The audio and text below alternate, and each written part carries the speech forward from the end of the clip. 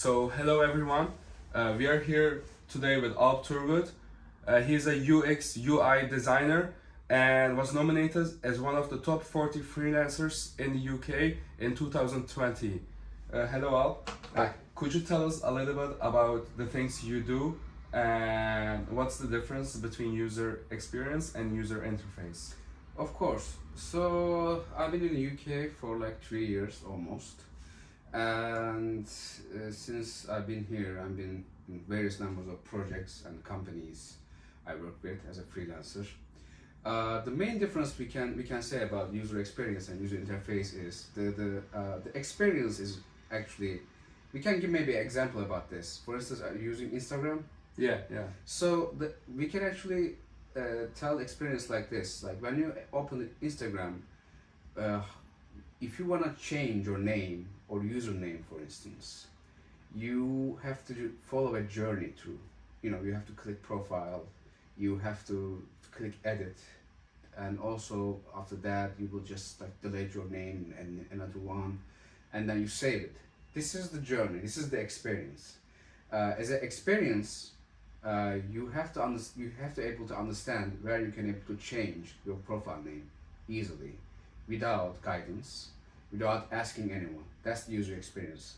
Because as a user, when you see that there's a profile icon there, for instance, you actually immediately think that that's the place where I can change my name. That might be the place, because this profile is where everything that is stored.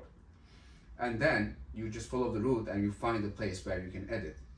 And on the other hand, how we represent this journey as a kind of interface layout, how this is going to look, and how it's going to make you feel while following your journey, and how you're gonna be ending up journey in a very happy path. So this is the interface. So we can say that very in short, Instagram, every information that is stored in application, from profile to photos and everything, and how the journey will be inside, and whatever you do within the application, even though if you want to put a story, for instance, you actually know that where to click. The experience makes it really obvious to you, so you can able to understand where you click easily.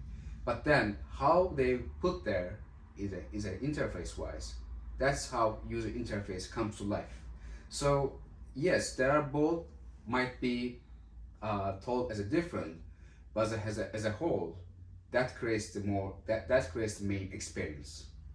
That's how I can actually summarize it. Okay, and what is it that makes a UX and UI designer very important? So as I understand, you are trying to make it as clear and as simple for the customer as possible. What are some of the things that make you as a designer important? So why UX UI designs are important, especially after 2000 actually, when the mobile applications are being used, become very popular. Eventually, the experienced designers come to a point where they need it. So right now, everybody has a smartphone. They are not smartphones anymore. They are phones now, actually, not smart. It's been smart already, and now it's the normal. We call them just the machines that we have, phones now. Everything is smart, and there are tons of applications in it. Even the phone has an interface. So when you can, like, for instance, open an iPhone, you know where to click to open a camera, for instance. Also where to store your photos, where you can actually reach them, see them, delete them, or share them, and maybe take them, put them on Instagram. You know where all information is stored. So this is how it began. It has been there already back in 90s, 80s as well, as a Windows computers, like all old Macs. It was all there, but in the recent years, when everything becomes so competitive, and when the applications are become so popular, the companies needed to make a difference, and in order to do that, they try to understand what user intentions are. They actually studied the users, what kind of things they are doing during the application. How, even the how, when you hold a phone, how do you actually use your fingers in order to navigate in the phone? For instance, when you take out the phone like this, as you can see, it's very hard to reach with your thumb on the top left corner. So this is even an experience, user experience. So therefore, for instance, most commonly used applications or buttons are not put down in the top left corner because it's very hard to use it. So even though those things, those habits, it's been learned from users, and that's how it becomes so important, and that's how it becomes so popular.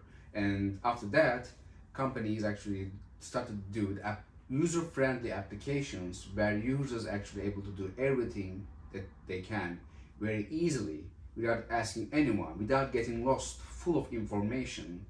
Because even now, if something happens with your money, immediately you're gonna grab your phone and open your bank account from phone.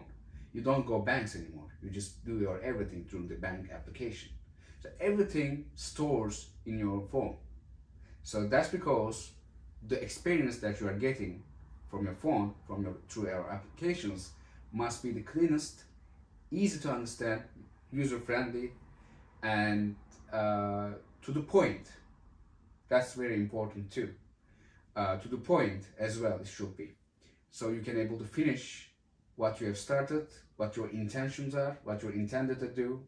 If you want to finish a goal during there, for instance, you want to check you want to send money through your bank application, for instance, it should be very easy and not so users able to make this transaction very easy, so they won't actually spend so much time during the application, because it's a time sensitive thing to do, or might not be, but there are lots of examples on that. So that's how it become so important, and right now it's all over the place. It's been changing, and the market gets so competitive. You were asking another one during that question. What was the other one? What you were? How should be the user friendly? You said how the application should be user friendly. Yeah, like as clean and as smooth as possible. So the main thing is, in this case, listening to users, because it is all different for each individual application. All applications are as actually being target customers are different, and therefore it's very important to listen users to understand what kind of things they want to achieve and what they are expecting from that particular application. So how would you listen to a customer then? Do you ask them directly one-on-one, or do you like open a Google form, or how is that process for you? It's actually been, there are a couple of things that you do. Of course, it's been changing depending on the project, but if we talk about a lean UX, we conduct surveys, interviews with users, asking questions regarding their experience, or it can be even their lifestyles, to understand them. For instance, if it is a bike subscription application, you have to have a personas to create an application. Therefore, you're asking users a couple of questions or many questions to understand what kind of people are they? What is your target customer? In this case, when you are asking for a bike subscription company, there can be people actually who rides often, or people who just want to visit the city, or people who just tired of being their bikes stolen. So therefore, you have to understand.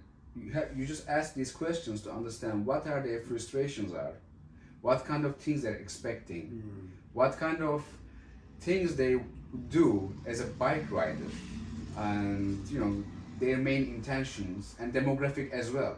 So you just set a couple of personas in order to see what kind of application you are doing, because you have to set a goal for the application.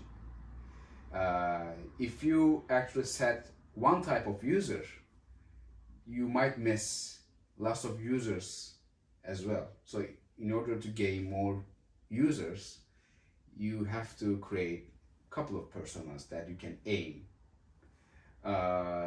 Even for Instagram, there are, like, if we talk about Instagram, there are a couple of user personas there, as you can understand. There are people like who just want to post something. There are people or influencers who gain money from them. There are people who sell stuff. There are people who just use its messenger contacting people. So as you can see, there are lots of users, and each individual user has its own importance in some place. For instance, for a messenger person, message sending activities should be very visible. Or for someone who posts a picture all the time, post functionality should be very prominent there. It should be really visible. Therefore, maybe if we can check a couple of people's Instagram accounts, we will see some differences in the application as well. It's not same. The application that I'm using might be different than yours. And how are they doing this? They are changing the experience, like the button. For instance, the post button was in the center. Now a rail button is in the center. Okay. But profile button was in the bottom right corner. Now it's changed to the top, for instance, for me. And a couple of months later, it's been down again because I was using profile more often. Okay. So it's kind of like targeted marketing, True. but in like an app design style. Yes, like they're actually listening customers, they are talking, but this is also another research too. If there is no application, or if there is a low kind of not an application where it's been settled properly, they will doing this conduct lots of interviews. But if there is an application as well, they are actually doing also using like Google Analytics and other analytics tool. They're actually checking what kind of user intentions are during the application where they are clicking. How many clicks are they actually did for that button? Where they are visiting more often. So they are actually getting this information through application as well. So after all those information, of course, by the way, meanwhile, you are actually listening your stakeholders as well, company people, your project managers, people within the company who want to actually do something else for application itself.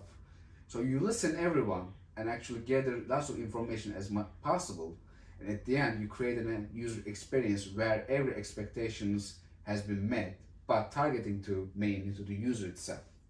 So research is very important, but at the same time you have to check competitive market as well, and marketplace too. So in order to do an application for a bank again, you have to check your competitive market, your competitive applications. Like Lloyd's, a bank for instance, if you want to do a bank application, you have to check Lloyd's, all other bank companies, applications to understand what they did so far. Okay, so you worked for companies like Nike and Rolls-Royce. So could you tell a little bit like what you did there? And did you also look to like competitive brands with the companies you work with? So yeah, for Nike for instance, Nike, e-commerce market, mainly targeting, the athletes. Of course, in order to an experience, first you maintain the brand. You have to understand the brand well, but within the brand too. After that, you have to check other competitive applications as well to achieve something. For instance, like Adidas, Puma, you are checking those applications in order to see what your competitors are doing, because you have to understand like what they are doing. You have to know in order to create a unique experience. And at the same time, there might be nice solutions that you can implement to your application as well that can solve your problem. Was there a time like this when you saw like a competitive All the application and you were like amazed, like, "Oh, this is amazing." All the time, all the time. Without competitive research, you actually can't do anything. Okay. You have to always check your competitors. You have to check all. That's because I'm saying not only competitors though. So in Nike case, for instance, we check the competitors, Adidas, Puma as well. We checked it. The next target will be the e-commerce market of whole. Mm-hmm. So if you are creating an experience for Nike application, Nike.com for instance, this is not only a competitive market anymore. This is also e-commerce experience. So you have to check each individual e-commerce market as well. What is e-commerce exactly? E-commerce like electronic shopping. So Okay. whatever you shop through the internet, that's the e-commerce itself. So you have to check Zalando, Zara, Ralph Lauren, like all e-commerce companies, all retail companies that you can imagine, to understand how do they solve, what did they do so far, and how do they solve their problems. So not only competitors, but also the similar field as well. But during the application too, when you are designing the stuff, there are some times that function-based research comes. So you're doing a kind of a search functionality during the application. This is not, let's say filters during the search and filter. This is not an e-commerce anymore. We already did research with e-commerce competitors as well. But now we have to do functionality research. How search functionality has been solved perfectly during the market. So we are checking now not only competitors or e-commerce market, but at the same time other things as well that have search in it. Even an Apple store, you are checking it. Mm-hmm. Or bank application, how do they actually solve the search? What kind of things they are used for the search? So that's how actually you're going through the research phase during the design too. So with this way, you actually find your own solution that actually meets your client's application's goals. Okay. And right now I do internship at a like marketing firm, and there was this one case where they said the site sells products for women mostly, but like 70% of the customers are women, but 70% of those who buy are male. So basically, when they learned that most of the purchasers are men, they had to switch up their strategies and change a lot of things. Is this also the case in your instance? Yes. So you have to also work with like genders and definitely. That's because I said demographic as well. We're Okay. checking the people, like we create the personas depending on their race, not race but age, maybe nationality. Yes, nationality too, because depending on the market. So if you are actually creating an e-commerce application for Saudi Arabia, for instance, we have to check the nationality because their language is different than ours. Mhm. So their experience is different. So when you get into the website, the general users are checking from L, we're checking here and then checking there. How this is, but if you're reading from right to left, your intentions will be different. So that's because we are checking as well, but depending on a project too. But the main thing is, yes, age, gender, as well, or like pronouns too, depending on the application, like I said. But mostly for the e-commerce size as well, there's a target customer, and the woman mainly targeted the e-commerce size actually is doing something else rather than men.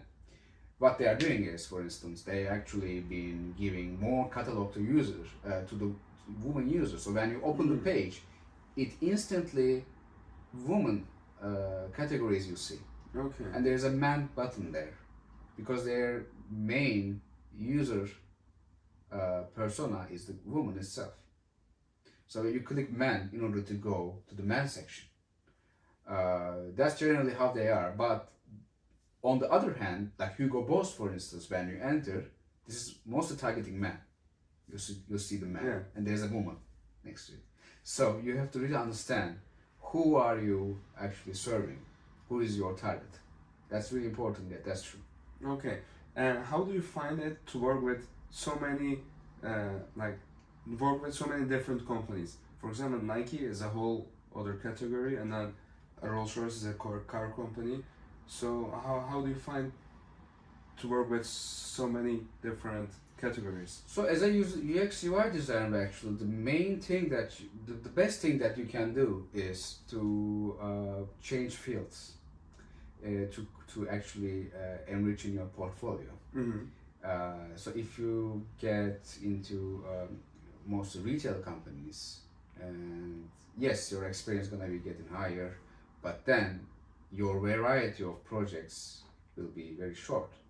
So when a new project opportunities arrive, clients generally checking if that experience that you have, do you have that experience? Do you have finance experience, or car industry experience, or depending on the project they're asking. So if if you have advantage of working various numbers of projects with different sectors, industries, you definitely have a higher advantage over other designers. So that people can actually see when they check your portfolio, they will see these individual projects, and at the end, you will be more on demand. So yes, by the way, of course, transition is hard because you understand what kind of things in that industry going on, but jumping on another industry is also, of course, has its own problems. So in order to create the best experience, you have to understand the industry very well, opportunities, pain points, competitive market.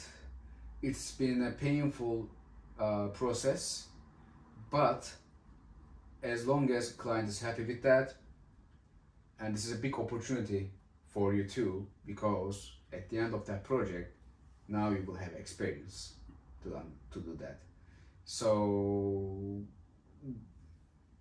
eventually you are doing your research and then get into a position where you have knowledge while using same practices that you're doing for UX.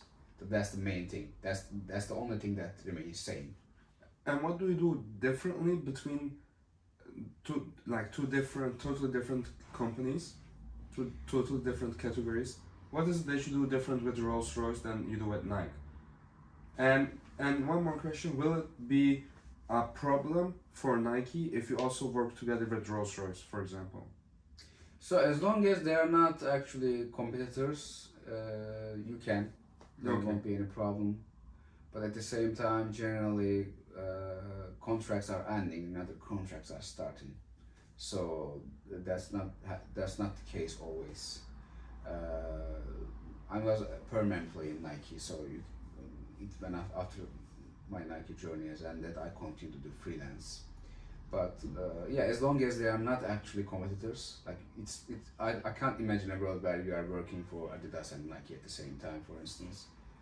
But if they are both different, and if you're actually talking with your client that you have another client, you will commit this hour to you and to them, and there won't be any problem as long as they don't have any mutual thing, because they might suspect that you are actually taking stuff, and that's how the market is.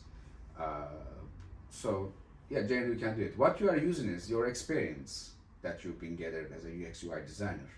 So whatever actually you've been doing with a client, you are actually taking that experience and you are giving it to your client. You are using all those research methodologies that's been used so far, what you designed so far.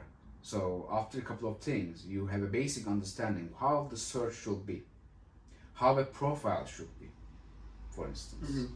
So, and also at the same time, so those things are really important because the projects are not the same.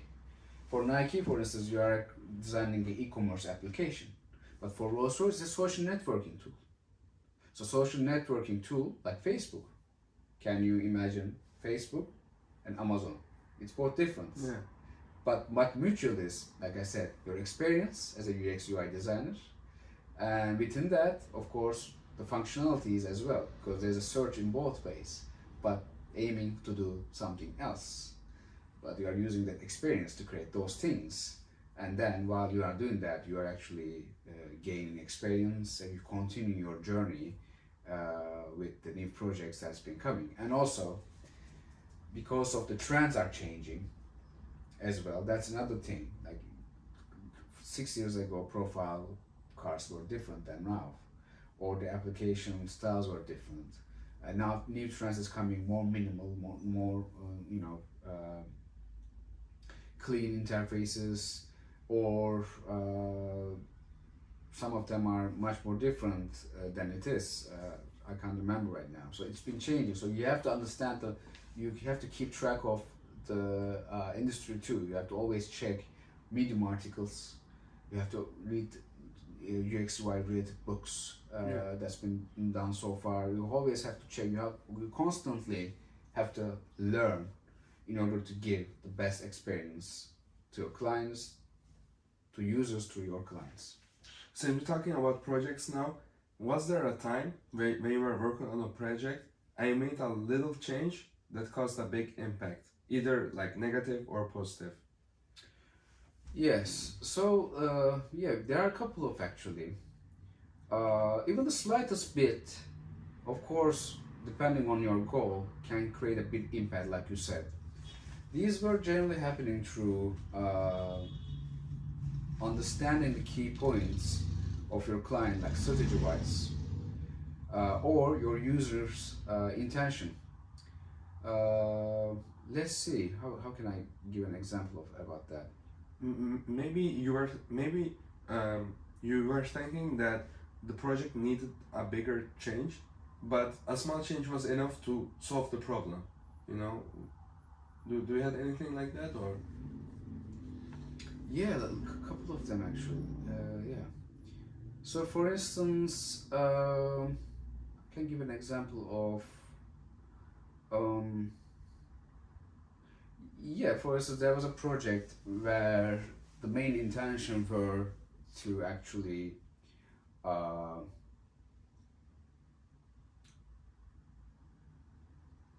let's see. Yeah, a couple of projects that I can share with, but I want to actually talk about the main thing that creates a great example. Let's see.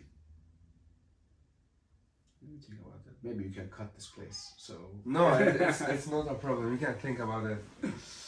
Maybe we can continue asking questions while you also think about it. So yeah, we can sure. come back to this question Sure, later. definitely. Okay. So, which skills do you think that make you an award-winning UX/UI designer? What is it that makes you different, and what would you advise to people who would want the same career as you? So there are a couple of things. Knowledge is very important, definitely, to creating a portfolio. By knowledge, you mean? Knowledge, I mean like your experience. So so as a experience, user interface experience that you've been having. So if you have a portfolio that have nice projects in it, or at least 3 or 6 projects with case studies, like being told as a case study, that's a big advantage in the market right now, because that makes you visible. When you are checking your portfolio, as long as they hit your profile, the main thing that they are checking what you've been done so far and who've been worked with so far. So that's really important for the main case. But in order to do that, communication is really important. You have to listen your stakeholders, your customers, your users, the teammates, everyone. You have to be reasonable. A person where you can able to communicate your intentions professionally. That is really important. That's how you deal with your clients as well, in a professional manner, and with the knowledge that you have, you're actually trying to give their best as much as possible with the clear communication, because clear communication actually makes your intentions clearer eventually, and then they will expect the right thing from you rather than something else. So if you communicate clearly, their expectations will be normal. So if you or can communicate that, I can do this and do that, like, and then at the end you have to deliver something. But the way you communicate, actually, they can understand what you can give, and at the end, their satisfaction will be higher. Yeah. So this is really important, and also this is a team activity too. Even though sometimes you will be working as a designer as alone project maybe, but generally you will be working with a team. So from your teammates, you have to have again a clear communication between them to get help, or because in UX UI design the main important is asking questions to understand the problem, and defining the problem, main thing. So in order to define the problem, you're asking lots of questions to your clients, your teammates, to understanding all the information that you are gathering. So the communication is the really key point here. Okay, and I know before we started the podcast, you told me a little bit about your perfectionist like personality. Do you think this has also a big contribution to your success? It definitely has. It definitely has, because you just checking actually the details. You just want to make it perfect as much as possible, because at the end, you're gonna put that project in your portfolio. So it's a win-win with your client and with you as well. So you have to make the best of it. You have to make the best so you can actually sell in the future for so get you're more like, jobs. You are like, if I do it, I'm gonna do it the best I can. Yes. And what project in your portfolio are you the most proud of? Not necessarily the most, the biggest one, but the one you're the most proud of. Yes, I can say that Rolls-Royce one actually is gonna be the. Right now, I haven't put it yet because it's not really finished, but it's gonna be. It's getting really good actually, because I'm the head of design there, so I'm actually giving all the directions how the application will be. So looking forward to share it as soon as it finishes. I believe that's gonna create. That's a social networking tool, and it's like a mixture of LinkedIn and GitHub kind of a thing, Facebook. So those who write Rolls-Royce can like meet up together on application, or Sorry? those who write Rolls-Royce can meet up somewhere with that application? No, that's not What the do you mean by intention. social? Yeah, so no, not the intention. So this is actually this project has been is different actually. Mainly targets the aviation industry. Ah, okay. So it's kind of an industry related application, where that's because I said LinkedIn. So people who are working in this industry actually been talking, meeting as well, sharing knowledge. Okay. That's the. Okay, because when I hear of Rolls-Royce, I'm just like, okay, cars, Definitely. But yeah, of course, there's there's very much on the backside of things, and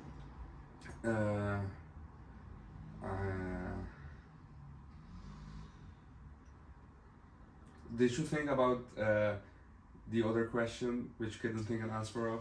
Yeah, I can give. Yeah, let's talk about this way. So, one of the projects that we did was with the bike subscription. The main thing was, of course, people have people to subscribe for a bike so they can actually ride it. That's the main goal. Mm-hmm. But when we listen, users, actually the customers. That's not the problem. They of course they are checking how the client is trustful, how the bikes have high quality. They are checking all those things. Just check.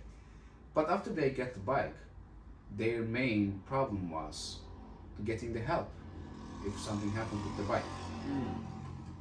and they actually get in contact with email that they have a problem with bike as well, lots of things. But at the end, there's a huge bulk of emails coming through the company. So they were able to read lots of things and categorize them from the back end. This is this related, give this to them, this part as well. So what we did is just a small change. We categorize them through the user interface from user UX and UI. So that we said that people, instead of just sending emails, because some of the problems are easy fix that people can fix themselves without being someone helping them, like something with the saddle, just arranging the saddle. People say that this is too long, help me. But you can do it for yourself because not every people knows well, the bike. That's because you listen the users. So what we did is we actually gathered the questions, frequently asked questions, and we categorized them by their categories. So saddle related, it's the wheel related. So we actually created nice categories with pictures on them, so people can understand what saddle is as well. Because sometimes people doesn't know what saddle is too. So wheel, all those different parts of the bike.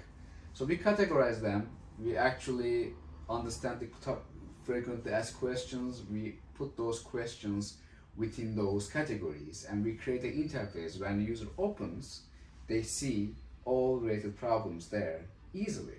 So saddle, what is my problem? They are checking, this thing looks like a saddle. Yeah, it's a saddle. Saddle is too long.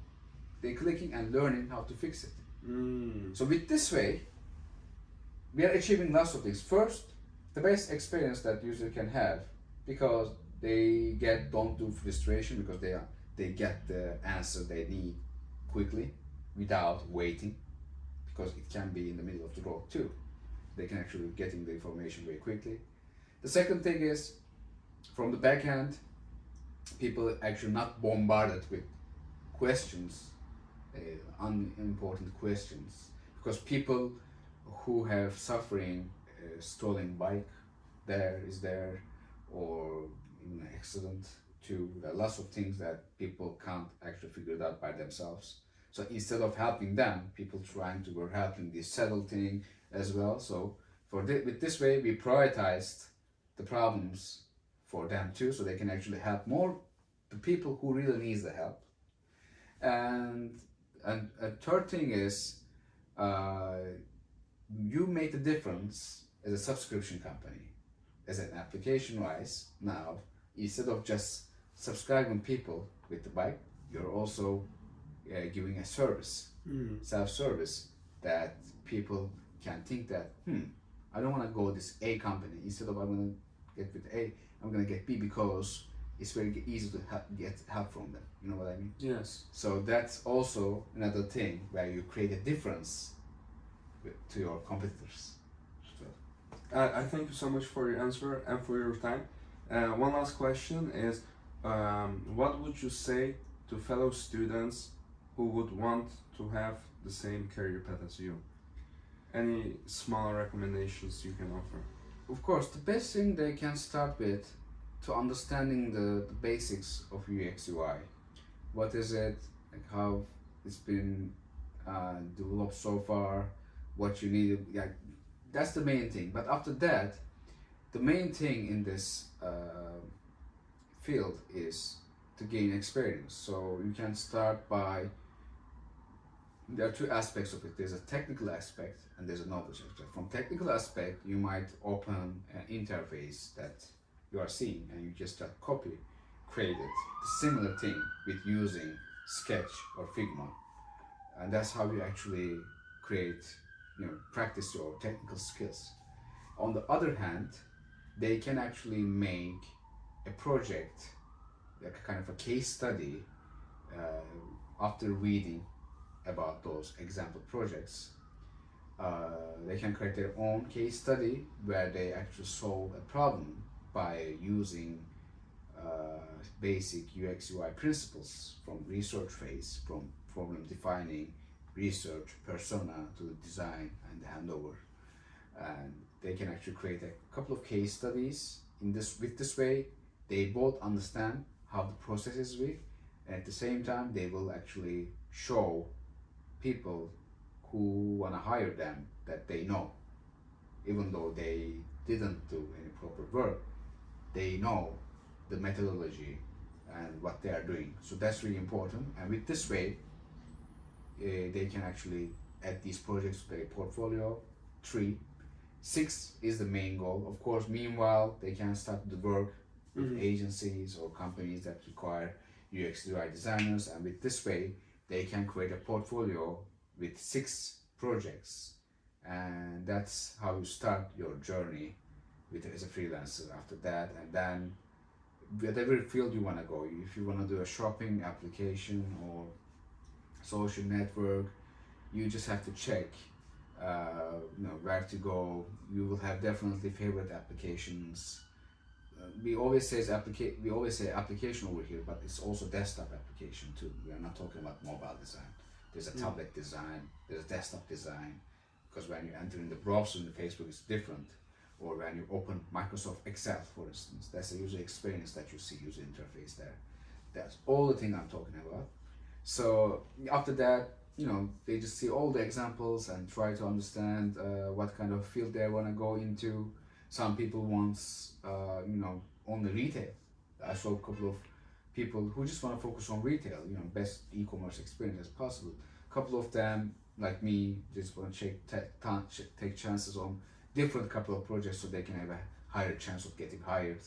And also, not only hired, but also as a consultant as well. You can actually share your knowledge too. So basically you are saying find out which category you want to focus on and get yourself out there.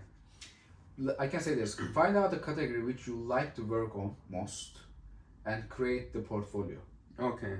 Because that's way it might be you can have joy while creating portfolio. So you can bring the best of it. That's the key point. Okay. Thank you again so much for your time. Thank you so much. It was a pleasure. It was really nice Likewise. to be here in London. It's an amazing city, my first time, and thank you for hosting me. Thank you so much. Likewise. I really appreciate it. I hope to see you again. Hope so as well. Yeah. Thank okay. you. Take care.